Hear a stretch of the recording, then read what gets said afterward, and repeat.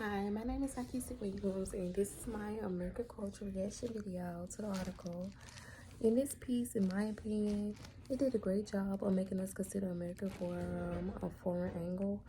Viewing this piece helps us realize that we are not a unique civilization. We often get something to believe in that ours is.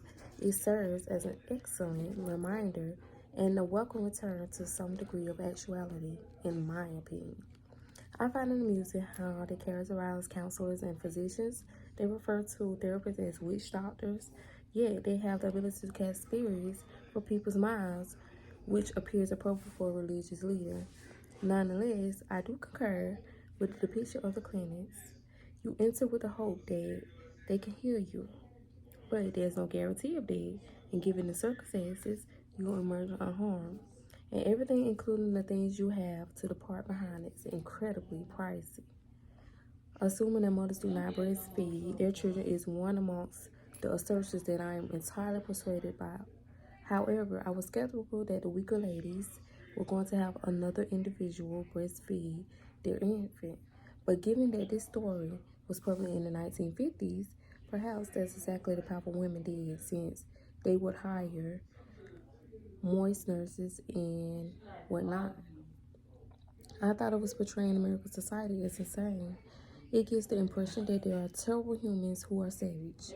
Thus, they are to absorb and concentrate on improving their flaws. However, it also includes aesthetic procedures, including breast augmentations and surgical procedures, which are two current trends within our society.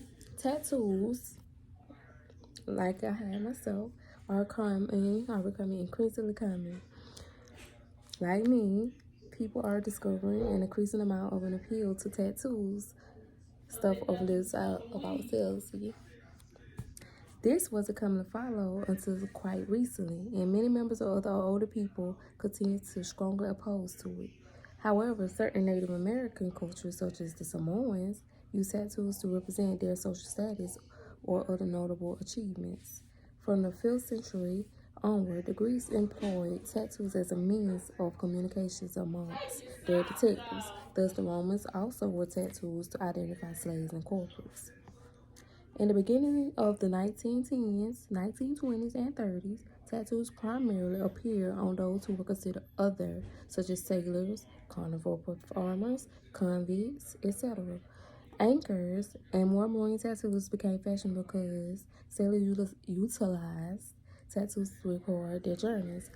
In the meantime, a few ink had symbolic connotations. For example, a bird tattoo indicated that a mariner had gone 5,000 miles. The turtle tattoo indicated that a person had reached the level of the equator. There are additionally unusual as by using the stick and poke approach, they hurt. In the 1940s, they flourished as males encouraged them to flaunt their military service, and women gained additional privileges to promote the United States.